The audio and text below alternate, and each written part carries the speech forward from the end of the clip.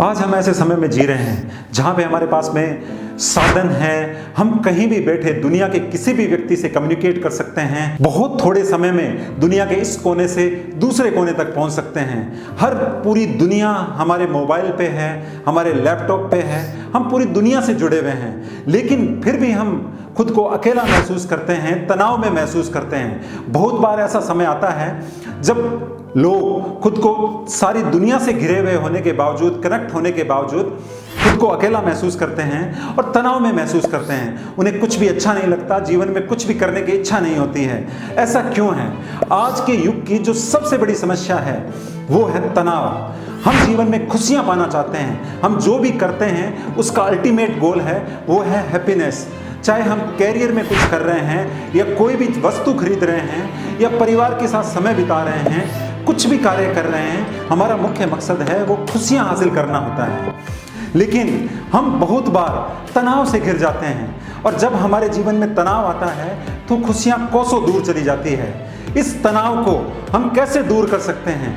मैंने अपने अनुभव से सीखा है। मैं भी कई बार तनाव में गया हूँ, बहुत बार निराश हुआ हूँ। लेकिन इस तनाव को हम अपने जीवन से कैसे भगा सकते हैं, इसके कुछ तरीके मैं आज आपके साथ शेयर करूंगा। फर्स्ट है, खुद से ओवर एक्सपेक्टेशन ना करें। ज़्यादातर लोग इस प्रतिस्पर्धा के युग में जल्दी सफलता पाने की इच्छा में, खुद को लोगों के सामने प्रूव करने की इच्छा के कारण खुद से बहुत ज़्यादा ओवर एक्सपेक्टेशन करने लगते हैं और फिर जब वो परिणाम वो चाहते हैं वो हासिल नहीं होता तो फिर तनाव में चले जाते हैं, निराशा में चले जाते हैं। इसलिए हमें अपनी परिस्थितियों के, अपने गोल के आधार पर कार्य करना चाहिए, अपने लक्ष्य के आधार पर सोचना चाहिए, खुद से ओवर एक्सपेक्टेशन नहीं करनी चाहिए और अपनी सामर्थ्य के अनुसार कार्य करना चाहिए। जब हम ऐसा करेंगे तो हम कभी भी तनाव में नहीं जाएंगे, निराशा में नहीं जाएंगे। दूसरा है, अपनी ताकत एवं कमजोरियों को जानें।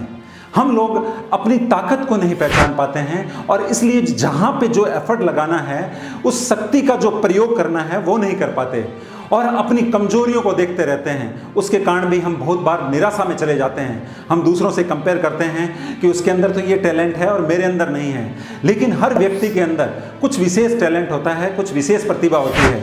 अगर हम अपनी उन ताकतों को, अपने टैलेंट को पहचान लें और उसे राइट डायरेक्शन में लगा दें तो हमें कभी भी तनाव का सामना नहीं करना पड़ेगा, या अगर हम कर रहे हैं तो उससे उबर जाएंगे।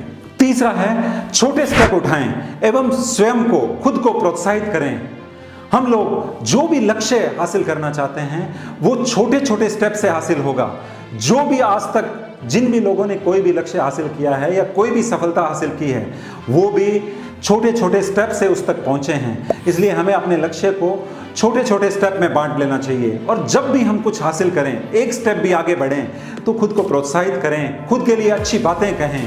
हम खुद को ज़्यादा ओवर एक्सपेक्टेशन नहीं करें कि मैं एक बार में या बहुत कम समय में इस लक्ष्य को हासिल कर लूं। चौथा है, अपनी हॉबी को जानें, अपनी अभिरुचि को जानें और खुद के साथ समय बिताएं।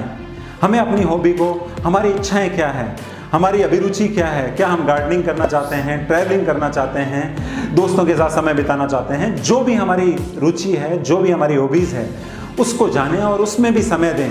अगर हमारे पास पैसा कम है तो कम पैसे से उसको बरकरार रखें। जैसे मेरी रुचि है ट्रैवल करना, तो मेरे पास में चाहे कैसी भी परिस्थिति थी, चाहे मुझे बस से जाना पड़ता था या ट्रेन से जाना पड़ता था तो भी मैं ट्रैवल करता था।